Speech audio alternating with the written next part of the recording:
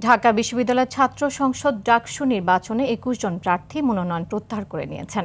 বিকেলে এ তথ্য জানিয়েছেন প্রধান রিটার্নিং কর্মকর্তা অধ্যাপক ডক্টর মোহাম্মদ জসিমউদ্দিন। তিনি বলেন, এখন পর্যন্ত বড় ধরনের কোনো আচরণবিধি লঙ্ঘনের অভিযোগ দেয়নি প্রার্থীরা। তবে বিভিন্ন প্যানেলের প্রার্থীরা পাল্টাপাল্টি আচরণবিধি লঙ্ঘনের অভিযোগ তুলে তা নিয়ে কোনো ব্যবস্থা নেওয়া হয়নি বলে জানান। নাজমুল হুদার রিপোর্টে থাকছে এরই বিস্তারিত। ঢাকা বিশ্ববিদ্যালয় ছাত্র সংসদ ঘিরে নির্বাচনী উত্তাপ এখন তুঙ্গে। আজ ভোটারদের সঙ্গে কুশল বিনিময় করেছেন প্রার্থীরা। এদিনই শেষ হয়েছে প্রার্থিতা প্রত্যাহারের সময়সীমা। অন্যান্য যারা অপর পর্যায়ের প্রার্থী হিসেবে মনোনয়নপত্র গ্রহণ করেছিলেন তাদেরকে আজকে নির্দেশনা দেওয়া হয়েছে আজকের মধ্যে তাদের প্রার্থিতা প্রত্যাহার করে নেওয়ার জন্য।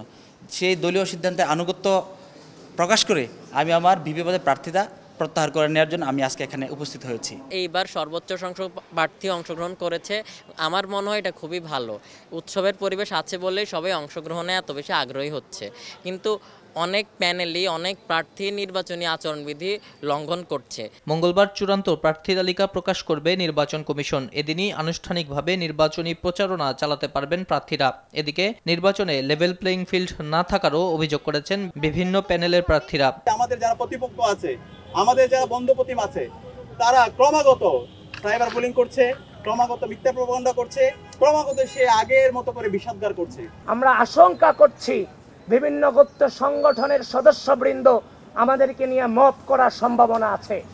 এজন্য নির্বাচন কমিশনকে বলছি, অতি দ্রুত কোন কোন প্রক্রিয়ার মধ্য দিয়ে হলগুলোতে আমরা নির্বাচনী প্রচারণা কার্যক্রম চালাবো সেটা আপনারা প্রকাশ করেন। ছাত্রদলের ভিপি ক্যান্ডিডেট উনি রিডিং রুমে গিয়ে প্রচারণা চালাচ্ছেন।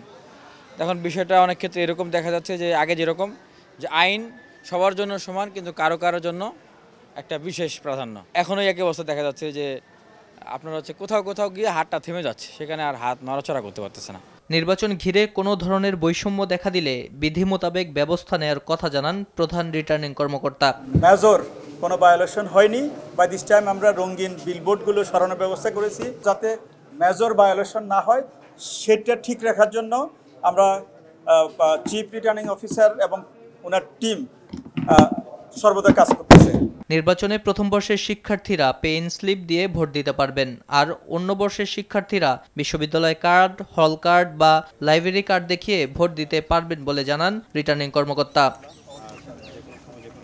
নাজমুল হুদা, RTV, ঢাকা।